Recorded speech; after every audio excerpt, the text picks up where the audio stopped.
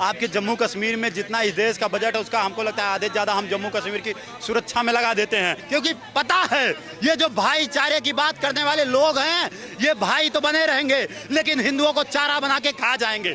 जम्मू कश्मीर में हिंदुओं का पलायन हुआ, हिंदू युवतियों को नग्न करके बीच से फाड़ दिया गया, उनके ऊपर आरा चलाया गया, गोलियों से भून दिया गया, तब हमारे सुप्रीम कोर्ट को कोई फर्क नहीं पड़ा। राजस्थान में गाय का बलात्कार करके 3 युवक कहते हैं हिंदुओं तुम्हारी माँ को दस कर दिए, तब हमारे सुप्रीम कोर्ट को क्यों नहीं दिखता? अब सुप्रीम कोर्ट को देखने के बाद मेरे गांव का वही आदमी याद आ जाता है जिसके सामने रात में कुछ भी कर जाओ उसे नहीं दिखता लेकिन दिन में दिखता है। क्या इस देश के न्यायालय को नहीं पता है राजस्थान में कन्हैया कुमार को किन दो लोगों ने काटा था?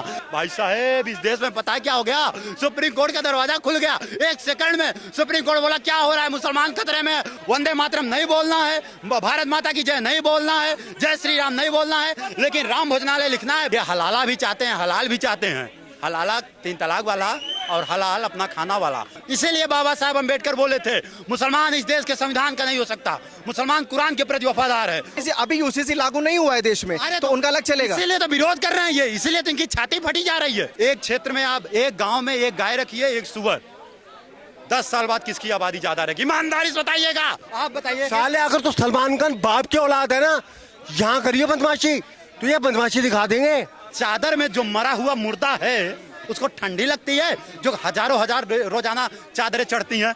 एक मौलवी आता है, तलाक कराता है, फिर कहता है तलाक हो गया, चाहते हो तो एक रात भेज दो।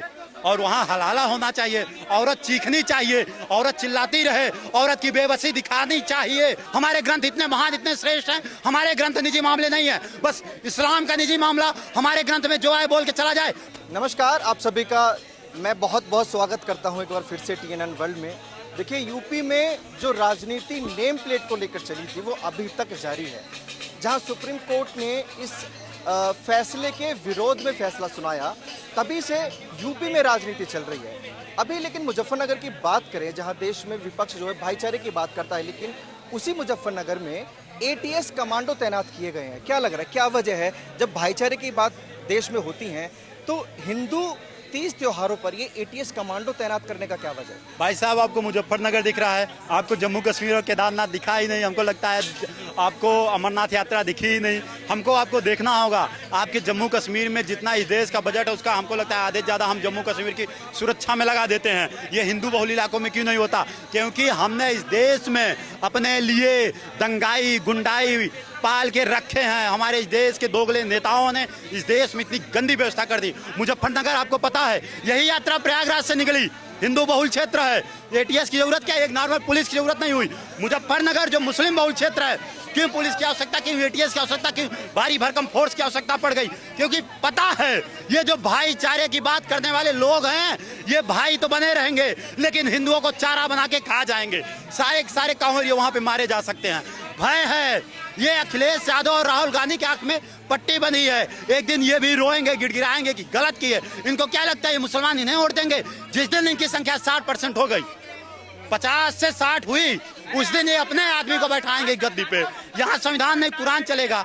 डर है भाई साहब। मुजफ्फरनगर का माहौल देख के ऐसा लगता है भाई साहब कि वहाँ पर हमारे इतनी दुर्दशा कर रखे हैं कि वहाँ पर कुरान लागू है। बात बताइए, आप कह रहे हैं कि राहुल गांधी की आंखों पे पट्टी बंधी हुई है और तमाम विपक्ष को आप लपेट रहे हैं, लेकिन सुप्रीम कोर्ट की आंखों पे कौन सी पट्टी है जिन्होंने योगी सरकार के फैसले का विरोध किया? सुनिए हम बताते हैं। हमारे यहाँ एक आदमी था, उसे रात को नहीं दिखता था, उसे दिन में ही दिखता था, तो रात को उसके सामने चोरी हो जाए, बोले कहाँ हुई हमें पता ही नहीं। अब हम बताते हैं क्यों हमने ऐसा बोला।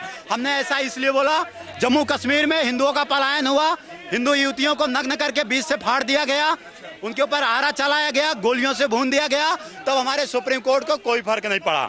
आज बंगाल की हालत देखिए, गाय को सड़कों पे काट दिया जा रहा है, केरल पे काट दिया जा रहा है, हिमाचल प्रदेश में काट दिया जा रहा है, राजस्थान में गाय का बलात्कार करके 3 युवक कहते हैं हिंदुओं तुम्हारी माँ को दस कर दिए, तब हमारे सुप्रीम कोर्ट को क्यों नहीं दिखता? अब सुप्रीम कोर्ट को देखने के बाद मेरे गाँव का वही आदमी याद आ जाता है जिसके सामने रात में कुछ भी कर जाओ उसे नहीं दिखता, लेकिन दिन में दिखता है, और दिन में तभी दिखता है जब कोई हिंदू जाता है। हमारे सुप्रीम कोर्ट का यही। सुप्रीम कोर्ट पर सवाल खड़े करना गलत है, क्योंकि देश की सर्वोच्च अदालत है और वो फैक्ट पर और सबूतों पर फैसला देती है।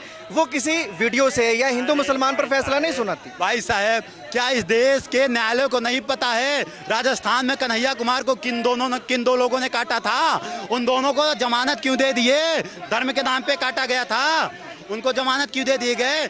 जब मस्जिद से नारा आता है कि भारत तेरे दस कर देंगे, अभी 2-3 दिन के अंदर जब ये नारा आता है जैन से मुस्लिम युवाओं का, हिंदुओं बहुत जल्दी तुम्हारी माँ का डैश कर देंगे, जब राजस्थान से 3 युवक गाय के साथ बलात्कार करते हुए वीडियो बना के डालते हैं, ये सुप्रीम कोर्ट को नहीं दिखता, नेम प्लेट दिखता है। बल्कि सुप्रीम कोर्ट को चाहिए कि योगी सरकार को कह दे, योगी जी आप बधाई के पात्र हैं, लोगों को अधिकार दे रहे हैं अपने नाम के साथ जीने का, और लाइसेंस भी दे दे योगी जी। भाई कम से कम पुलिस से बचेंगे तो। जो रात को पुलिस आती है कहती है भाई ठेला लगाए थे दे 500, नहीं देते तो डंडा पड़ता था, जब पुलिस आती थी भगा देती थी। अरे अब लाइसेंस ले लो सड़क पर ठेला लगाने का, इतना अच्छा मौका है, काहे भाग रहे हो? हमने सुना था कर्नाटक महाराष्ट्र में जब सरकार ने कानून लाया कि भाई साहब स्कूल है, समानता का बात होना चाहिए, सारी लड़कियां हिजाब उतार दें।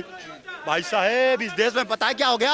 सुप्रीम कोर्ट का दरवाजा खुल गया 1 सेकंड में। सुप्रीम कोर्ट बोला क्या हो रहा है, मुसलमान खतरे में, मुसलमान खतरे में, अरे बाप रे मुसलमानों को बचाओ।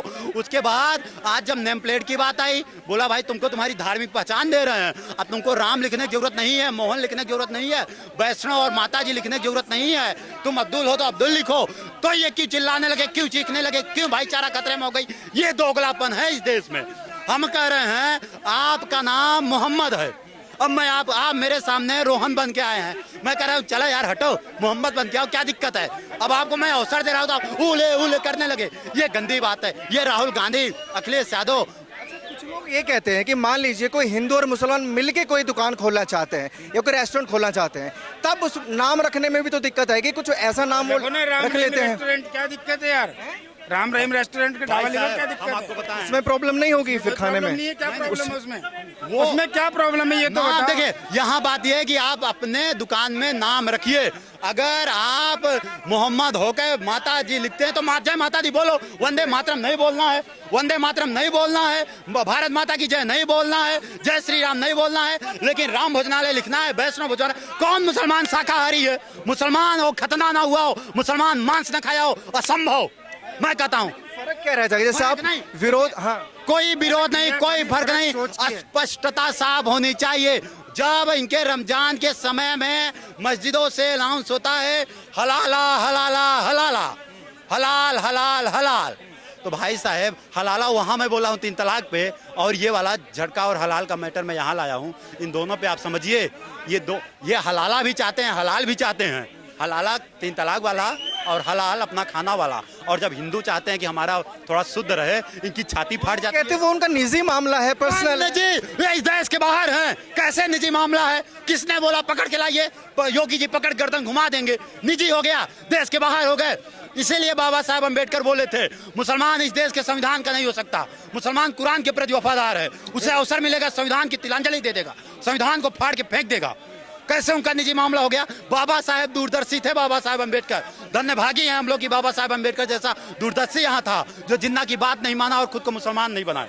बोले भाई साहब मुसलमान इस देश क्या, इस हित क्या, ये मानवता के खिलाफ है, मानवता के लिए खतरा है। ये ज्ञान की बातें इनके पास हो सकती है? आप बताइए, एक महिला सामने से आके केवल इनको इनके ग्रंथ की भाषा बता दी। देखो इतने वर्ष की महिला थी, इतने वर्ष का पुरुष था, बाप रे पूरे देश में खतरा खतरा खतरा हो गया। ऐसे कौन सा खतरा हो जाता है? सत्यता से अवगत कराई थी उस महिला ने, केवल ये सत्य सुनना नहीं चाहते।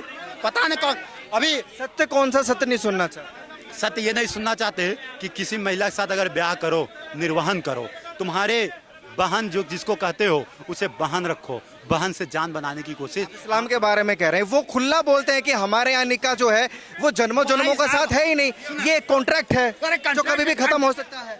हमारे संविधान तो नहीं कहता ना, इनका धर्म जाए अलग जगह पे, संविधान चलेगा, धर्म चलेगा। आप बताइए चलाएंगे धर्म से? मुस्लिम जो पर्सनल बोर्ड है उसके अकॉर्डिंग शादियों को नहीं, अभी यूसीसी लागू नहीं हुआ है देश में, तो उनका अलग चलेगा। इसीलिए तो विरोध कर रहे हैं ये, इसीलिए तो इनकी छाती फटी जा रही है। सीए का विरोध करेंगे, एनआरसी का विरोध करेंगे, समान नागरिक संहिता का विरोध करेंगे। ये क्यों विरोध कर रहे हैं पता है? क्योंकि मनमानी करने से बच जाएंगे, एक बड़ी आबादी अपनी खड़ी करने से बच जाएंगे। आज इनके अगर जितने भी बहुल क्षेत्र हैं वहां से इनके सांसद जाते हैं, वहां से दूसरा और कोई सांसद नहीं पाएंगे, क्योंकि इनका वोट ही नहीं जाएगा कहीं और इनके जो पैदा नहीं हुए वो भी वोट देते हैं, पहुंच गए थे इस बार, ऐसे ऐसे गए थे भाई साहब। तो मैं आपसे बताना चाह रहा हूं ये इनकी रणनीति है, यही तो इनके पास एक माध्यम है कि अपनी संख्या ज्यादा करके 60% होकर इस देश का संविधान अपने अनुसार कर ले। वो सारे अगर वोट डालने जा रहे हैं तो उनको टारगेट नहीं करना ना, इसमें गलती तो हिंदू कम्युनिटी की, वो आखिर वोट डालने क्यों नहीं जा रहा है? नहीं, बात वोट की नहीं है। मैंने क्या बताना चाहा, मैं बताना चाह रहा हूँ जनसंख्या इनका टारगेट है। अभी अब नहीं, अभी मैं ये तर्क किसी को जाति और धर्म से टारगेट नहीं कर रहा हूँ। रुकिए, एक क्षेत्र में आप एक गांव में एक गाय रखिए, एक सुअर, 10 साल बाद किसकी आबादी ज्यादा रहेगी? ईमानदारी से बताइएगा। कोई एक बार में 16 बच्चे दे रही है, कोई एक बार में 1 बच्चे दे रही है, तो गाय के 10 साल में 10 बच्चे होंगे। और भाई साहब 16 में 10 का गुणा कर दो, मुझे नहीं आता, मेरी कड़ी जानवर है या इंसानों की बात हो रही है? ना ना ना ना, अभी यहीं पे भैया जी का कार्यक्रम चल रहा है, एक महिला आके बोलती हैं, शहनाज नाम है, मैं नहीं बोल रहा हूँ, वो बोलती हैं, वो कहती हैं कि मुसलमान के मौलवी कहते हैं कि मुसलमान की औरतें केवल खेत हैं, केवल बच्चा पैदा करो, रात को सो, इतना उनके साथ संभोग करो। संभोग को क्या जाने, वो तो गंदा शब्द बोलते हैं, हम सभ्य लोग हैं तो अच्छा शब्द बोलते हैं। वो कहते हैं इतना बच्चा पैदा करो, उनसे इतना बच्चा पैदा करो, वो बूढ़ी जर्जर हो जाए ताकि दूसरा पुरुष देख ना पाए, और एक बड़ी आबादी अपनी खड़ी करो। उससे क्या होगा? उससे उनके बच्चे आएंगे, फिर गली गली एक पत्थर चलाएगा, एक खेत बेचेगा, एक ये करेगा, एक वो करेगा। हमें ये सब नहीं चाहिए, हमें काम की चीजें चाहिए, हमें योग्यता की चीजें चाहिए, हमें महिलाओं का सम्मान दिलाना है, हमें सबको एक पंक्ति मिला के खड़ा करना है। मुसलमान है उपेक्षित नहीं होना चाहिए। आप जिस तरीके की बातें कर रहे हैं इसका सॉल्यूशन कुछ नहीं हो सकता, क्योंकि तादाद काफी ज्यादा, 40 करोड़ लगभग मुसलमान हैं भारत के अंदर। क्या करें? नहीं, हम क्या करें? 40 करोड़ तादाद है तो हम इस देश को उन्हें दे दें? नहीं, सीधा कहो 22-23% हो। वही कह रहा हूँ ना, लेकिन सारी कम्युनिटी को टारगेट करना ये तो गलत। एक मिनट, हम ये देश का संविधान और इस देश की सत्ता उन्हें दे दें, इस देश में वो जो चाहे वो कर दें। जम्मू कश्मीर में वो अगर बम ब्लास्ट करते हैं तो हम हाथ जोड़ खड़े हो जाए, भाई साहब बहुत अच्छा किए। हमारे अमरनाथ यात्रा पे वो गोलियां चला देते हैं, बसें पलटा देते हैं, हम हाथ जोड़ खड़ा हो जाए कि भाई साहब बहुत अच्छा किए, आप 40 से 60 हो जाइए ताकि हम जो है हमें कर लीजिए। आपको पता है हाथ जोड़ना बंद करा करो यार। वही बात है, हम हाथ नहीं जोड़ेंगे, फोड़ फाड़ के रखेंगे, यही हम चाहते हैं। हाथ जोड़ने की भाषा नहीं होनी चाहिए, इसीलिए योगी चाहिए हमें, इसीलिए मोदी चाहिए हमें। योगी ने, लेकिन वो तो मुद्दा बना रहे हैं ना कि बीजेपी की मोदी, एक सेकंड, हाँ, यहाँ कर ना, सलमान खान ने योगी ने चैलेंज कर दिया, नोएडा में आएगी फिल्म 30, उससे कह दियो साले तेरी जितनी बदमाशी चलती है यहाँ लगाइयो यूपी पे। यूपी में ना चल पाएगी, यूपी पे चलाइए बदमाशी। आप बताइए साले अगर तो सलमान खान बाप की औलाद है ना, यहाँ करिए बदमाशी, तो ये बदमाशी दिखा देंगे। ये बॉलीवुड के जितने भी खान आप कह रहे हैं ये बदमाशी करते हैं मुंबई में। करते क्या है और क्या? साले लुच्चे, चलो चलो मैं सारे की बात नहीं करता, खैर हाँ, हटाइए।